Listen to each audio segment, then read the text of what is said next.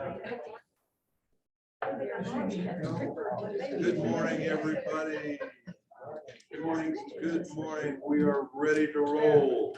Nice to have you here. Welcome to the Contemporary Issues class, and we are pleased today to talk about homelessness and have David Henninger with us. And he's been working with the homeless for at least 50 years, I know, with Bayou Enterprises and others. And so I will introduce him a little more in a minute. But first, our usual announcements. Zoomers, please mute yourself in the lower left corner of your screen so we can keep the background noise to a minimum. And we are recording this for future playback. This is our announcement. And please bring your questions today too. David said, let's have a good discussion back and forth about homelessness. And so we can both learn. We will have plenty of time to do that too. Any other announcements? Vicki would like to announce, also our class member who passed away, Marilyn Gary, her funeral is this Thursday at 2 o'clock in the afternoon. And so here at the church. So we will hope to have a good turnout and show our respects for her and her husband, Joe. And any other questions? We have something Yes. relating to that. Marilyn requested, Marilyn's memorial request was to it's called Books for Children, a fund for books for children. So I'm going to pass around an envelope, and if you'd like to donate to that, add to it, and then we'll give a donation in memory of our class or in honor of our class. So I'm going to pass that around. Also, we had a big birthday this week. Didn't you have a big birthday this week? Dr. Bob Williams. Dr. Bob had a Last big week, birthday. but Yeah, so we had a big It was a big birthday. one. Yeah, it was a big one. Turned So 80, if you don't mind my sharing, that you turned 80. No, they already have.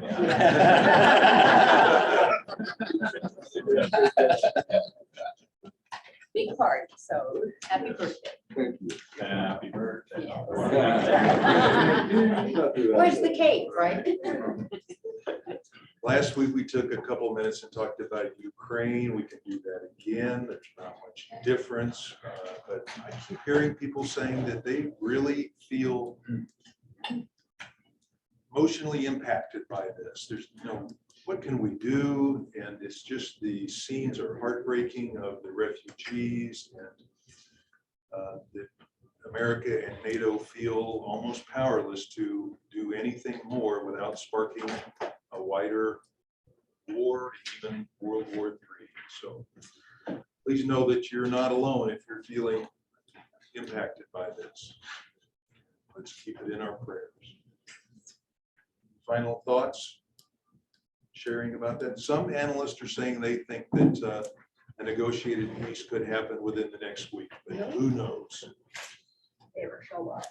Yeah, I think Obama made a huge mistake not sanctioning Russia big time when they took Crimea years ago. yes. So Putin just said, well, they're going to sit back and do nothing. We'll go in again. So many ways to look at it, so many angles to this. Politics is a messy business. Yes, it is. Okay, well, Zoomers, can you hear me okay? We had some echo on the microphone, but I want to make sure you could hear and see us okay. Okay, well, let me introduce David from Denver originally. You were just telling me that your wife used to be in St. Andrew when we were at the old location in Coven Park, and she was in the handbells, and that you all are Presbyterians now and go to Presbyterian Church, but you live by Dry Creek and University. Correct. Not far from here too, so you are close. Yes. And 50 years roughly you served as director of Bayou Enterprises, which helped homeless people get jobs and services. And so I'm sure you have a lot of stories to tell about that. And then you're also chair of Caring for Colorado. For the Health Foundation. Yeah. Okay. And what do they do? Health Give services? money. Okay. It's kind of the other side of asking for money. is giving it. And I think we gave out during this pandemic about $18 million statewide. And, For health services. well, it was really a lot of different things, but we helped vaccinate 200,000 people in rural Colorado. That's another big issue is what happens in rural Colorado. So it's one of the 6 or 7 health foundations in Colorado created through a conversion of a for-profit into a foundation, which has to be done legally when a nonprofit sells to a for-profit. And that's what created it when Anthem bought out Blue Cross Blue Shield of Colorado, which at the time claimed to be a nonprofit.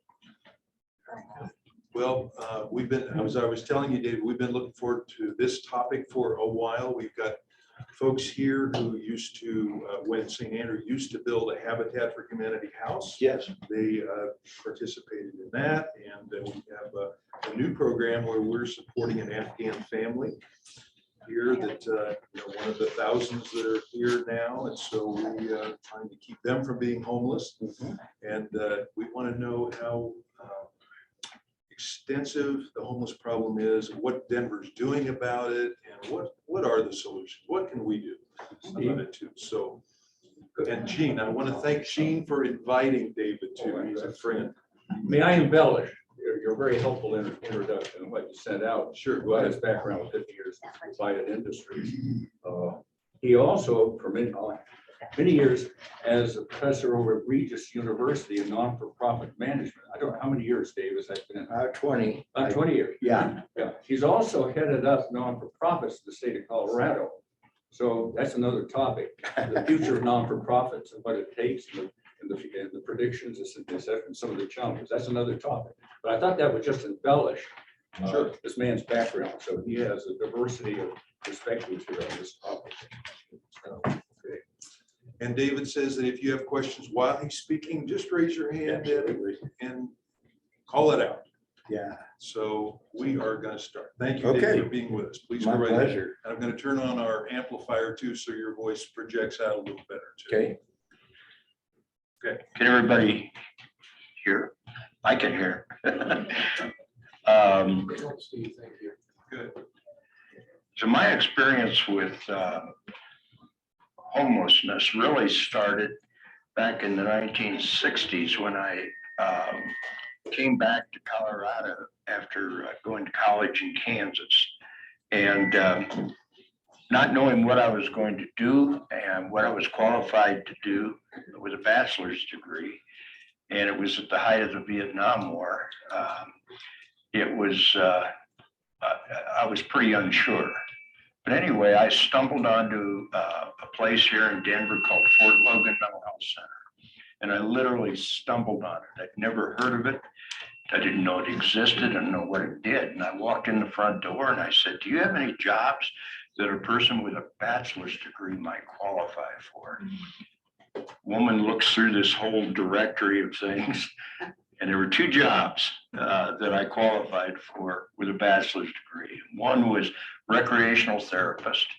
I kind of got that. I understood in principle what a recreational therapist might do. The other was an industrial therapist. I had no clue what that meant, none. And for those of you that have been around Denver for a while or Colorado in general, Fort Logan back in the 1960s was the most progressive mental hospital in the United States by far. However, the majority of people, the overwhelming majority of people that grew up here had no clue what it was, where it was, or what it did.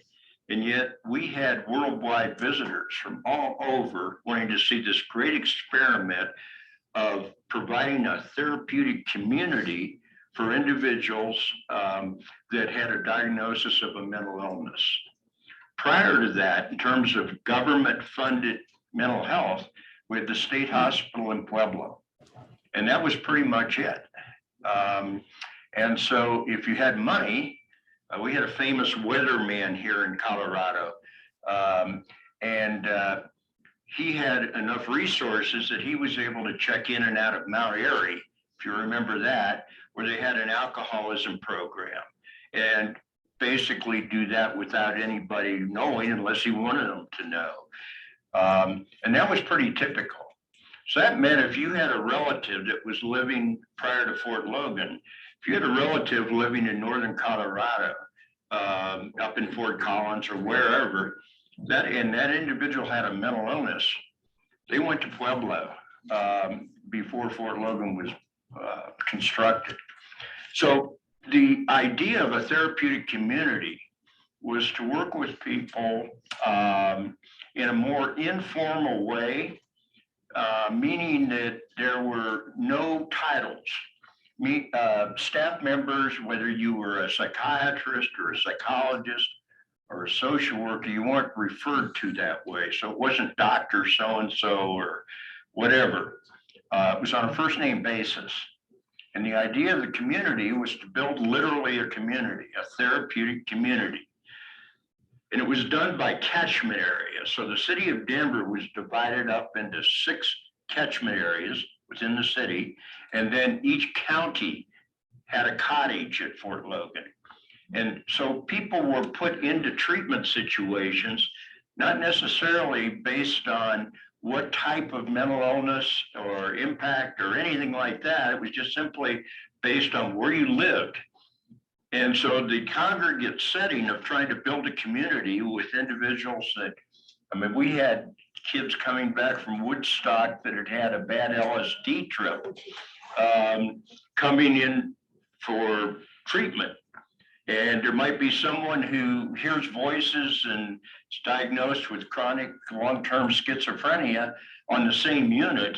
And the integration of that was to really try to build a community out of disparate parts and then return as quickly as possible that person to the community in which they came.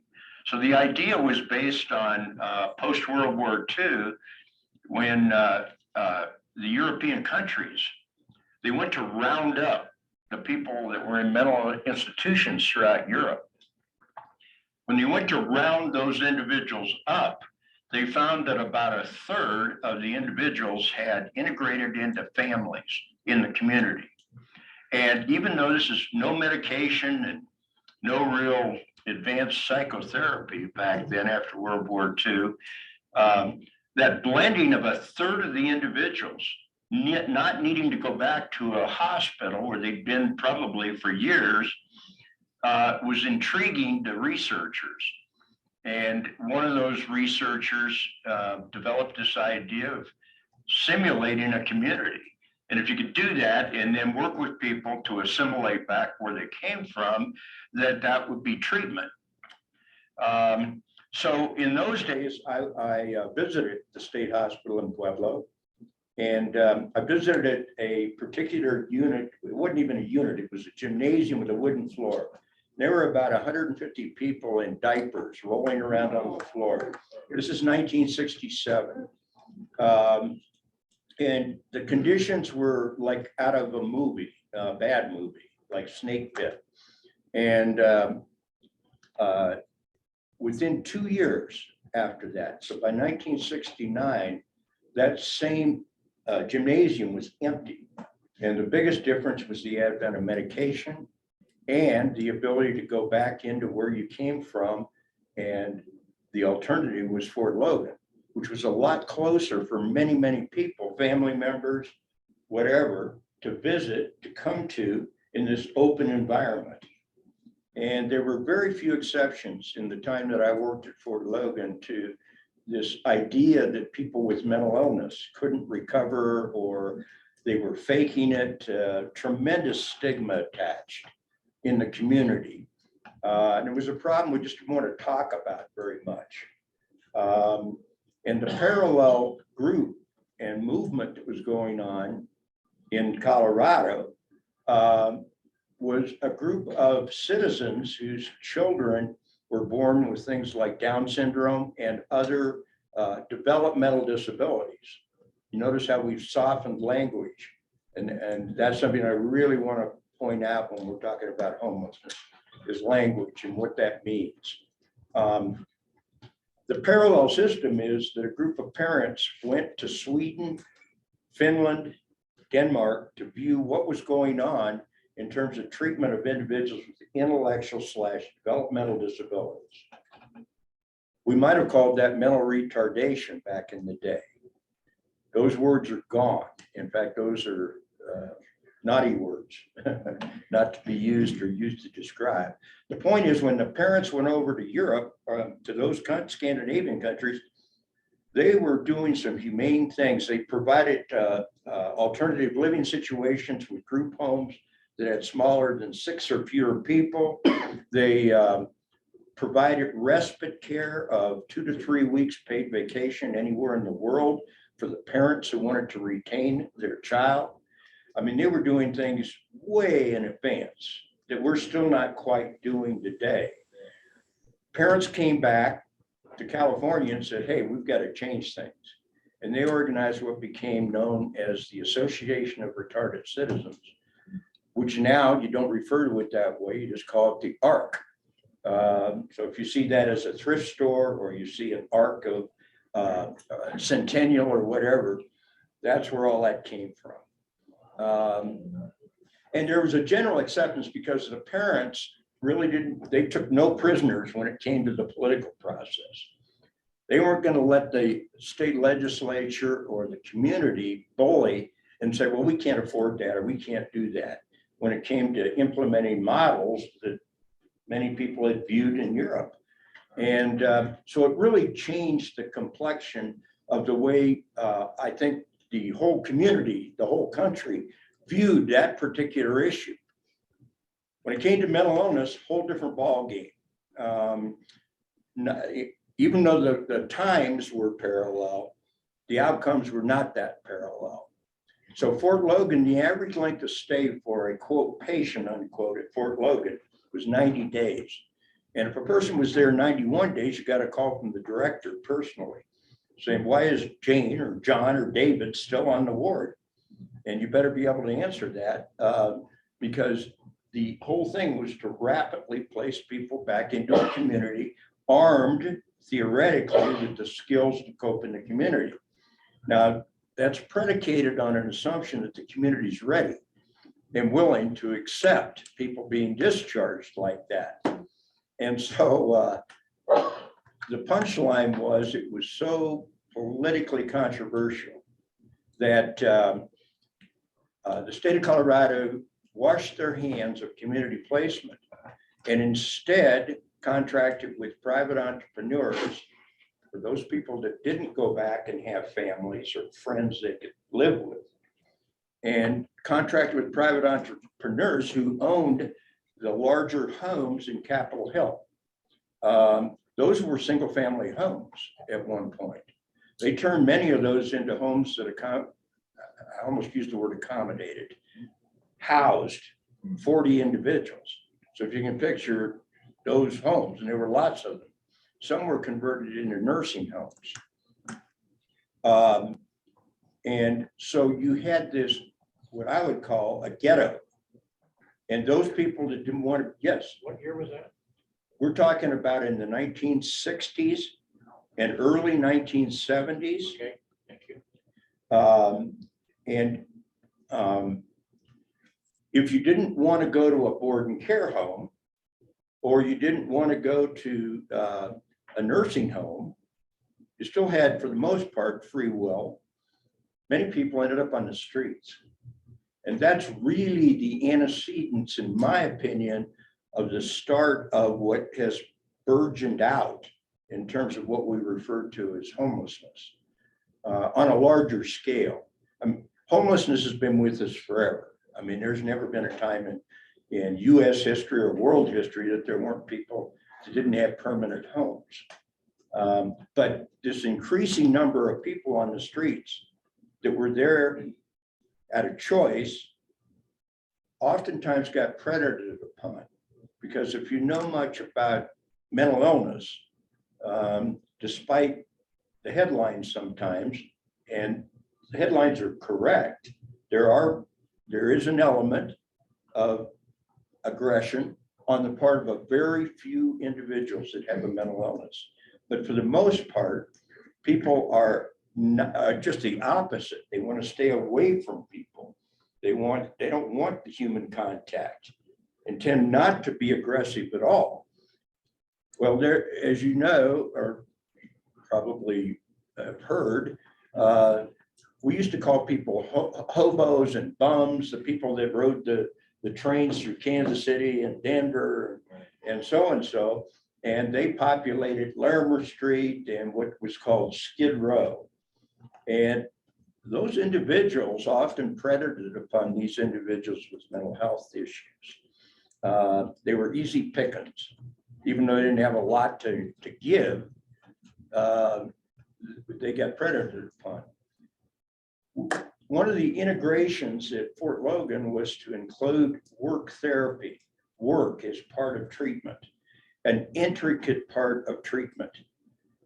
That's what an industrial therapist did. It was actually work in a work center where patients could come and work and earn money, have their work habits assessed, and it could lead to job placement as a transition back into the community. And that started in 1965 with that integration. When a person was discharged and they'd go back in the community, many people would end up in the board and care nursing homes, chain smoking cigarettes, which we now know have an addictive quality that's soothing to some people with certain types of mental illness. Then what did we know? We didn't know anything like that. So it was just like, gosh, these people smoke a lot. And it was kind of a continuous thing. And so I'd visit people in these board and care homes, chain smoking cigarettes with nothing to do, run by private for-profit entrepreneurs. And so we ended up going to the Joint Budget Committee after first going to every program we could think of in Denver, the Center for the Blind, even the Jewish and Family Children Services, Goodwill, all these programs saying, look, this individual worked the day before they were discharged in a work therapy program and they were productive. And now they're in the community with nothing to do. Would you be willing to open your doors and let some folks in? They said, we don't want those people. And when you think about that statement and that feeling was very true and very honest. Those people didn't integrate well in with the population being served by the programs I just mentioned. Jewish Family was focused on Holocaust survivors. They didn't want people that were crazy, which was a term that was used pretty freely, mixed in with people that were Holocaust survivors. Goodwill worked primarily with people with physical disabilities, and I think the program for the blind is pretty obvious who they worked with. And so we went to the Joint Budget Committee and we asked for a supplemental appropriation to create a program in the community. And that's what we did. We created they gave us $10,000 in one state of Colorado full-time position. That was my position. And said, go to it, try it. Some of the parallel studies that were going on about the impact of employment, work, on the lives of people with mental illness. And I think most of us in this room can identify with the power of work, what it means to us, and what it means to our identity, and what it means to our self-image. And the studies were showing that it was actually a more effective treatment in many cases, not all, but in many cases, than anything that was being offered psychotherapeutically. Well, as you might guess, it didn't go over well with the medical community at all, nor did it go that far with the professional community, psychologists, social workers, because somehow this was threatening to them and their ability to, quote, treat mental illness.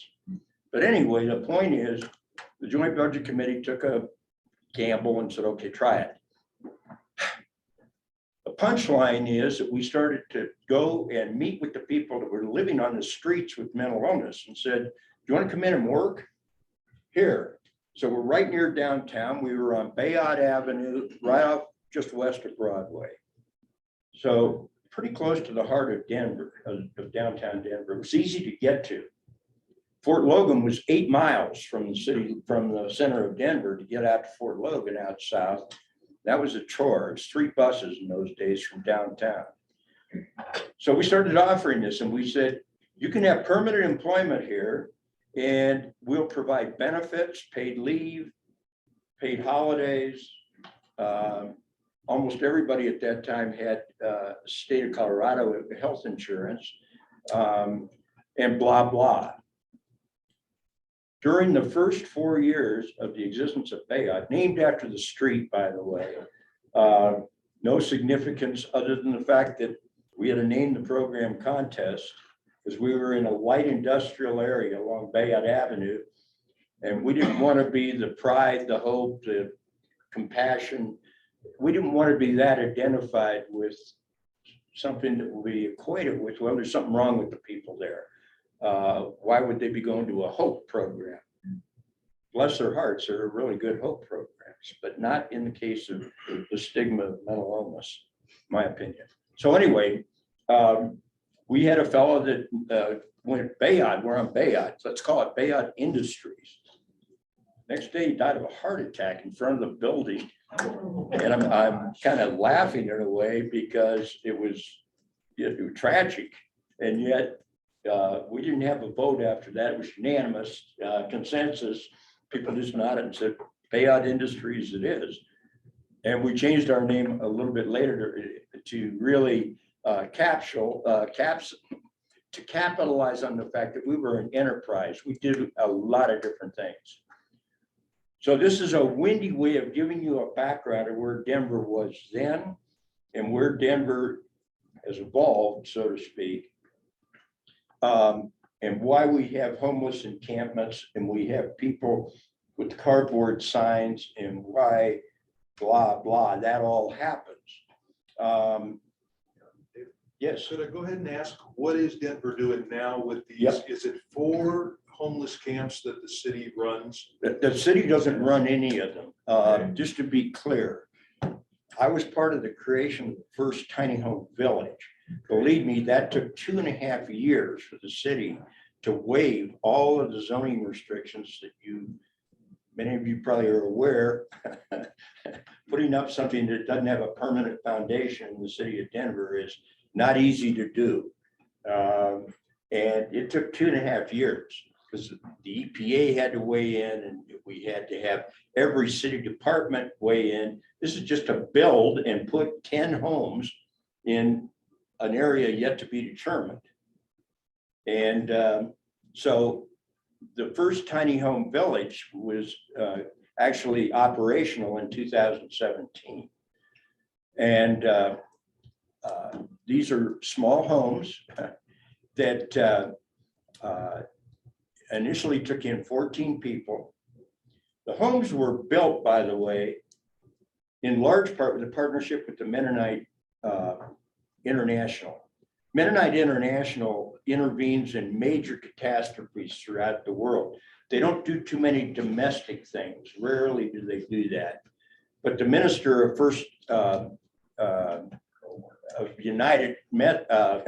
the Mennonite Church at 9th and Laddie, he got behind it and he went and petitioned the Mennonite Council to take on the building of the tiny homes as a volunteer project. Well, that really helped because we were able to bring in at a cost of around $90,000 a home plus common toilet area, showers, and a kitchen area that was communal. And we were able to create a situation where the individuals themselves were the decision makers on who got to live in the village. And that was unique in and of itself. You trust these people from the streets to be able to make decisions about who can live here and who can't? Oh, you need professionals. You need, anyway. And David, Yeah. I've got a picture up on the screen of one of the camps now that I found on the internet here in Denver. Yep, And That's the SOS stuff. I'm Is sorry. that right? Isn't that SOS?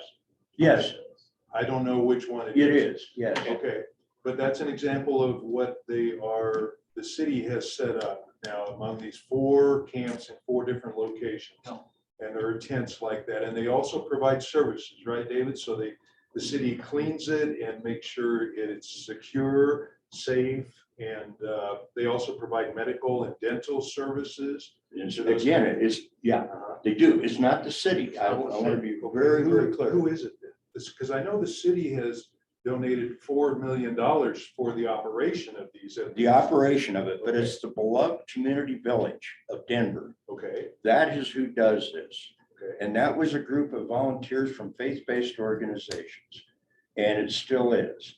And believe me, the faith-based community that got behind this has been instrumental in the perseverance that it's taken to get the first village built. Now you see the tents. The newest tent city has the ice fishing tents that you find in Minnesota, where they have, in fact, there was a feature on television about it. They have television, people have televisions, they have a whole different kind of a living situation. And those tents are much more accommodating than the first tents. Yes, In those tent villages, are there, so the volunteers maintain it and clean it and help my community.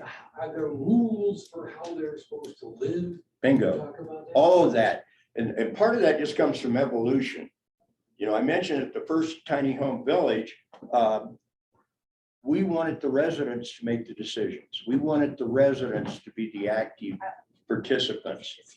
But let me just say that the trauma of living homeless is so great that a lot of time, and it really does something to the physical brain. When you're day to day trying to survive, and that's what you're thinking of, and all of a sudden you're awakened at 3 a.m. by the police saying, "Gotta move on, take your stuff and go." And that happens more than it doesn't happen. And there's obviously 2 to 3 sides to this whole equation. But to answer your question about the maintenance part, Oh, no, but the rules. yeah, the rules, again, we went from that because the property owner is a beloved village community. They own the properties, they own the houses, they own the tents, and therefore, it took some of us to push, fairly hard to say we need rules. These are tenants, and they're not being charged for this, but the goal of these villages is transitional. I want to make that very, very clear. This isn't permanent by any means. It's not meant to be. And the support wraparound services are critical to the ability of individuals to move out. And I can tell you those first 14 people that lived in the first tiny home village, 11 of those individuals are working today after 2017 and are housed independently and in a permanent situation. I'm sorry, go ahead. No, I'm really enjoying it. I have about 25 questions. One at a time. The first one is, I'm really interested to know your take on how the concept of housing first, Yes, and which has been successful on a very limited trial basis. Correct. I think in Philadelphia, is that correct? Philadelphia, and it also in Denver has it to an extent, housing first. But that's a permanent trial thing. Right. And if you could explain that. Sure. People would love it. Yeah, Utah has really pioneered it because they realized how much money it was costing taxpayers. Utah's a conservative state, obviously. They have the same issues and same problems and same number of people without permanent housing that Denver does. It's the same thing. What they decided to do is to buy places for people to live permanently. And the best thing you can do to head off homelessness is to get ahead of it. And that's by putting people into housing immediately and then work from there. Unfortunately, systems are human service systems. There's positives and then there's foot dragging and control issues and governmental accountability and all the other minutia that gets thrown in people's way. And so what's happened in some cases is that Housing First, even though it's been proven over and over and over again, saves money because the individual that doesn't have a permanent place of their own is, if they need medical attention, where do they go? Emergency room. For respite care, many go to jail. And I'm not exaggerating. I'm saying if you're down and out, you know, you can get 3 square and you can be thrown in county jail because you don't have the resources to do bail. And so you have a county and a city and a state system that houses a hell of a lot of people that have been on the streets. And so you have that. And putting a person in a living situation, Salt Lake City determined that they're saving an average per person of $20,000 a year. As you break down, you help people by helping them navigate these complicated systems to be able to get on Medicaid. Medicaid is a godsend for people on the streets, for people with disabilities. A godsend meaning that Colorado has one of the most progressive eligibility criteria of anywhere in the country. And to get someone on Medicaid can take a year or two. Sometimes people think they have to hire a lawyer, which they don't, no offense to anyone, that does this. And what it requires is someone to help navigate. And the role is to be the guide by the side and not the preacher from the pulpit. That's the whole point of this relationship between that person, and it is a person, and this word homeless. You will hear me talk about homelessness, but you won't hear me, hopefully, refer to someone as homeless. They're a neighbor.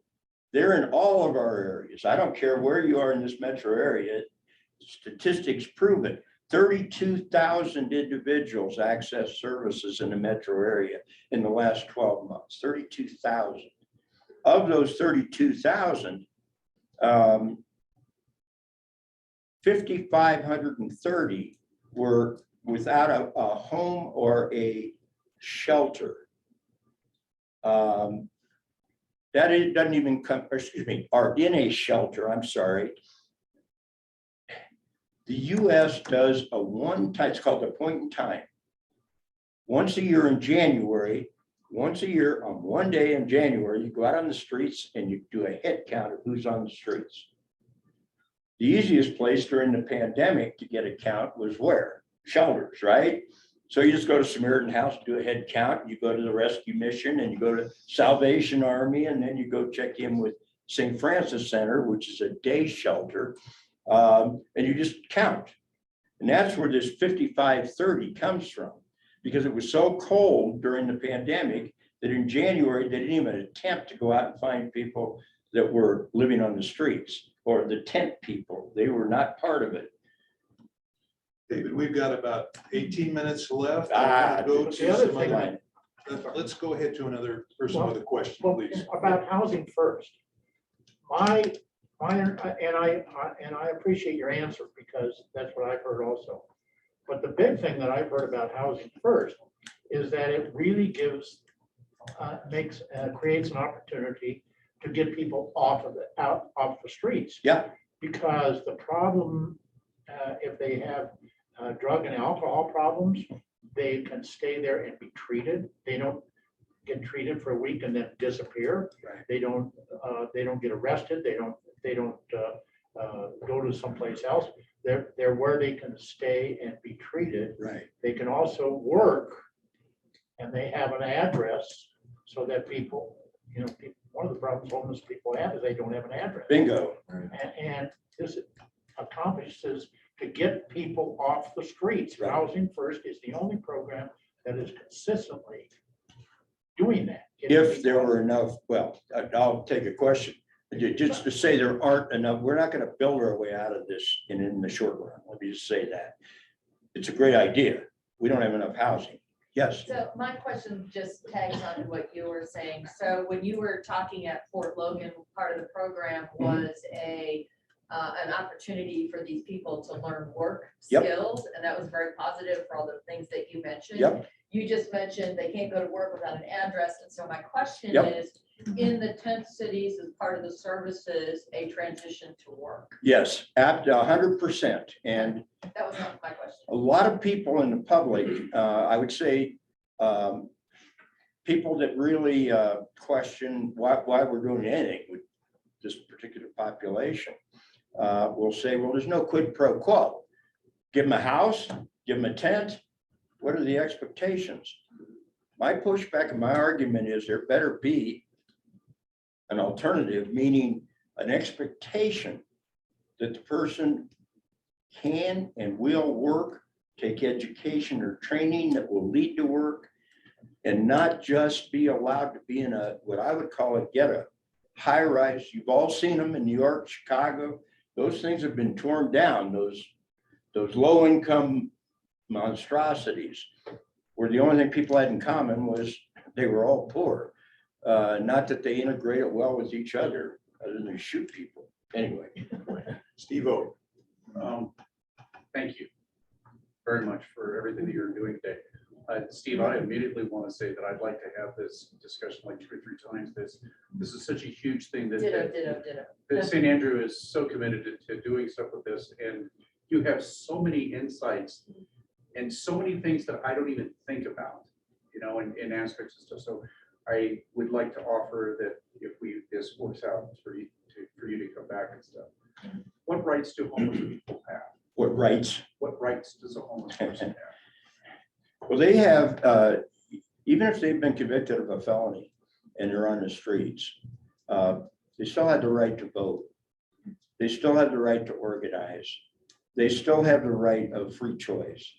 Quite a few rights. However, let me tell you, that first tiny home village in Rhino, you can imagine the community wasn't real thrilled to have this tiny home village, even though we had to move the village 2 years later because they weren't on permanent foundations. We had to load them up on trucks, find another place. So we went to Swansea, Globeville, actually, and I attended the most hostile meetings I have ever attended in my entire 50 years.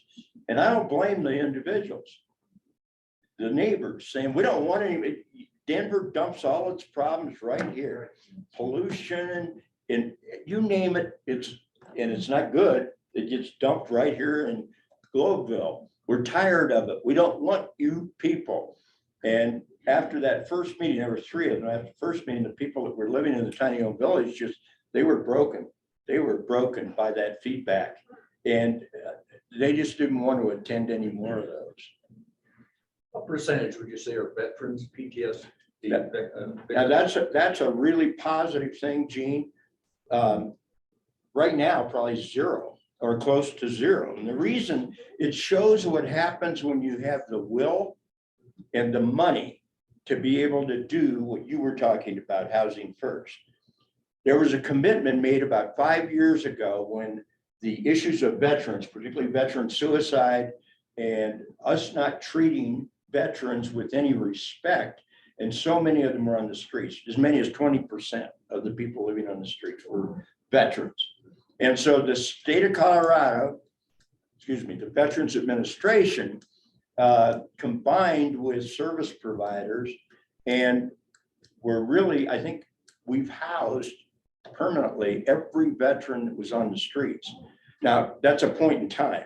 Yes. Someone had a question on the screen. Oh, sorry. Judy, go ahead.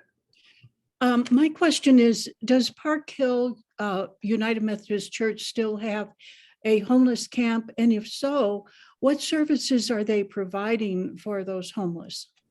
Does Park Hill Methodist still have a camp, and what services are they providing? It had to move out. That was time limited to the end of January. Again, and that community, which almost every one of these communities files lawsuits immediately. We don't want those people in our neighborhood, period, end of story. There was a lawsuit in Park Hill. The minister, and I'll just say this off the record, the minister there, very passionate, new to the congregation, I guess, made an announcement from the pulpit that they were going to open their parking lot to these tents. Whoa, you could imagine what happened in terms of the congregation. This was the first attempt to integrate one of these villages into an upper middle class and above neighborhood. Globeville's one thing. The middle of Park Hill on Montview Boulevard is another thing. And the resistance was hot and heavy. So let me just answer your question. That village has moved. It's moved into another parking lot owned by the city.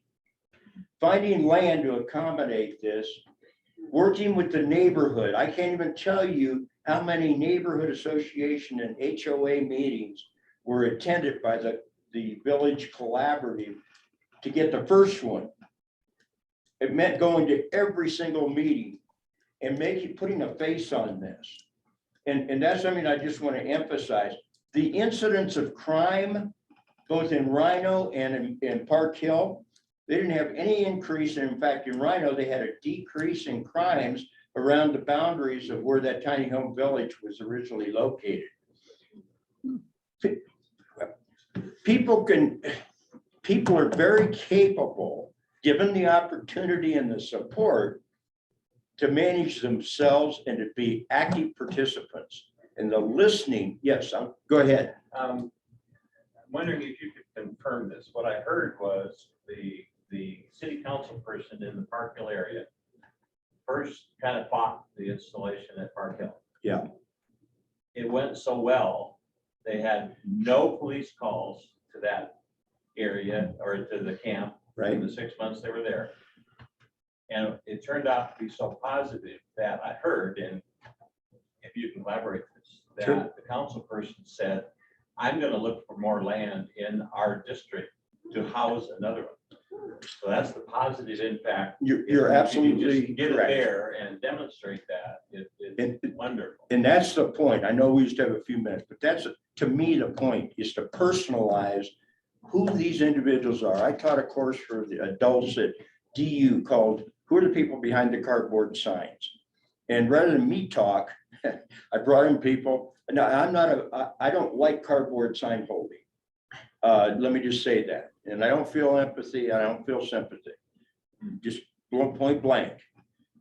And when it comes to employment, those people are employed. They're professional fundraisers, in my opinion. And if you just watch the pattern of movement, you'll see it. It's like a circle around the Denver area. And then when it gets really cold, Phoenix and Tucson and San Diego get the brunt of that. But they're making $10 an hour tax-free. Why would you stand out there if you weren't getting money? And so when Bayard was asked to work with the people holding up the signs, we said, nope, you're already employed. We want to work with the people living in Civic Center Park. We want to clean that up. We want to clean the needles. We want to clean the place. We want to plant trees. That's what we want to do. We want to be visible. Not only have we done that at Civic Center Park, but at the library, they now have 5 peer navigators there. 2 are graduates of Bayard's programs. And by listening to what are the things that get in your way from getting a job? One of the things that we learned by just listening to people, clean clothes. You got all your stuff in a shopping cart and someone says, hey, I've got a job for you. You go, what the heck am I going to do with my clothes here? This is everything I own. There aren't enough lockers. There are some, but that gets built into the housing first, by the way. David, Yes, I put a couple of pictures up on the screen of people holding various signs, Yes. including I have wife and kids. Yes. And guilt us into feeling bad. Yep. You all that are in this business, what should we do when we pull up to a corner and they're asking for money? services. Say there are services available. Okay. And if you get the Centennial paper, the last two issues have focused on the subject we're talking about. This one lists all sorts of resources. This one lists all sorts of resources available in this geographic area, plus the city, of places that you can refer people to. Yes. Comment about another thing to do is we have Just Care backpacks down the hall here. Grab a couple, keep in your car, give those to them. It has a tag Bingo. on it that says, here's where you can get services. Yes. And it includes water, food, toilet paper. Yep. Think about that. Toilet Yep. paper, et cetera. And they're awesome instead of giving out money. And that's beautiful because that's Great. exactly, that's exactly, well, you know what's going to happen with it. That's the nice thing. You give a person a buck, what's going to happen? I can give you 80% of what's going to happen. David, are these people homeless or not? Some are and most aren't. Most are not. Who's paying that $10 an hour? People that stop in their cars. You watch the way they operate. It is really slick. Some of you are salespeople, and watch what they do with the creativity of the signs, just like this one. Yes. Just real quick, since we have limited time, Yeah. I was really curious about, what are the qualifications and how do you recruit for people to get into the tent city? Yeah. And, well, I'll leave it at that. Yeah. So I have time. No. You just go to their website, and I'm talking about the beloved community village in Denver. Go to their website, and it'll tell you how to make referrals. There's one at Regis University in the parking lot there. There's one at Denver Human Services in the parking lot there. We mentioned the Methodist Church, which it's no longer there, but you're right about the statistics, because once you're around and exposed and meet people face to face, like Bayard has 3 mobile laundry trucks. Remember what I said about clothing? So we take those laundry trucks all over the place. We go to where people are. They don't have to come to us. And it takes about 40 minutes to do your wash and dry it, maybe more. That could be your blankets, your sleeping bags, whatever. That came from individuals on the streets. That wasn't my idea. It was listening to a group of people. What gets in your way? Another is showers, the mobility of showers. So we created, now we have 2 shower trucks. Is that called Showers for All? I'm sorry? Is that called Showers for All? No, that's, I think, run by the city, or no, it's run by an agency. It's run by 2 people You're that right. used to go to this church. You're right. Yeah, it's not that. This is just, we go to the library as an example, the main library downtown. That's where a lot of people congregate, even when they close Who it. tells them these services are available? How do they find out? So when we have a line of people to get their laundry done, we have navigators there. You have this resource navigators. This term case manager, you hear it all the time. I'm an adult. I don't need my case managed. I need access to resources. Get out of my way. Let's partner. Let's be the guy by the side. Let's not be that. So I like that. that is the way we operate. So we have the navigator, and we talk to every person in that line there. Every single person is without a home, living in a shelter on the street in their car or whatever. And we do that at public schools that have large numbers of individuals who are homeless. I Also, wonder about you mentioned it, I really been doing a lot of thinking about this. The proactivity.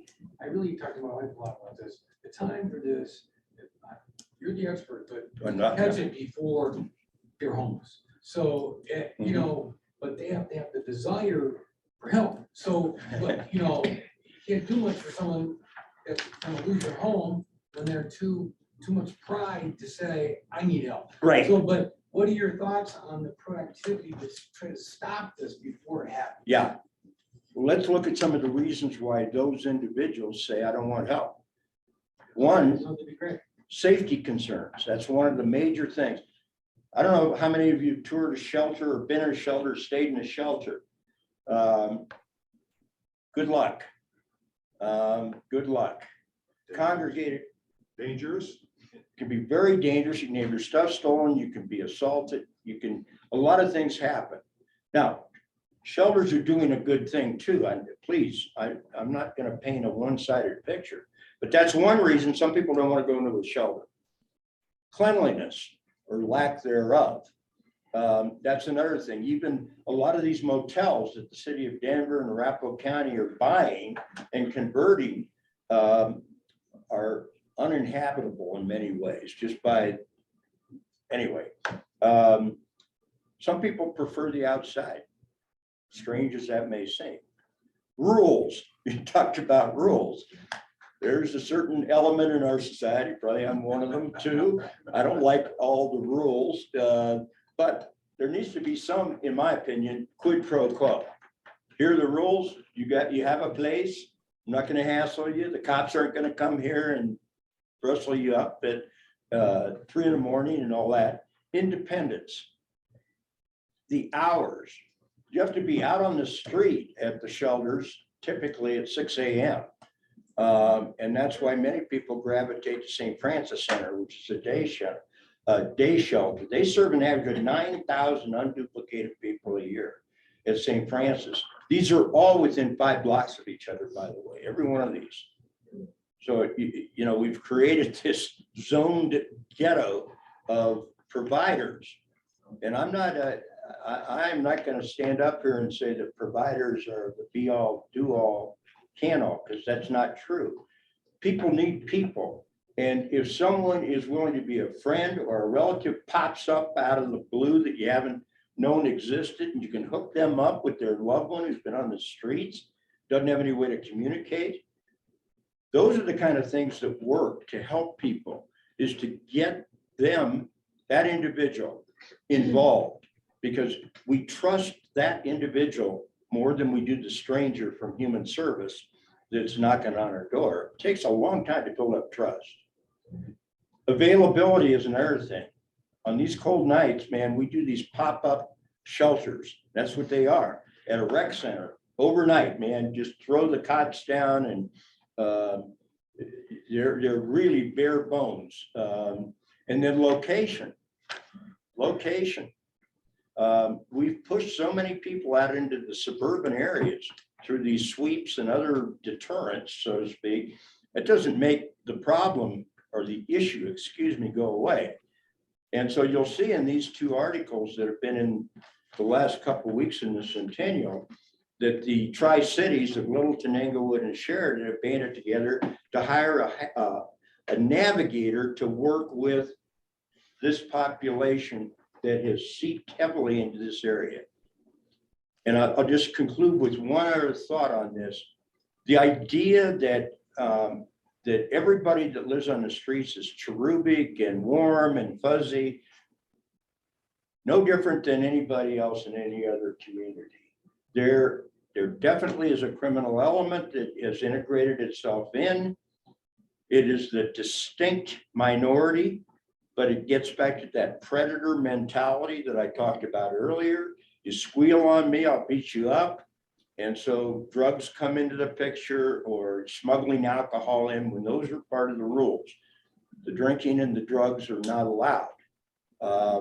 And yet, you know, they happen just like they do for any of us.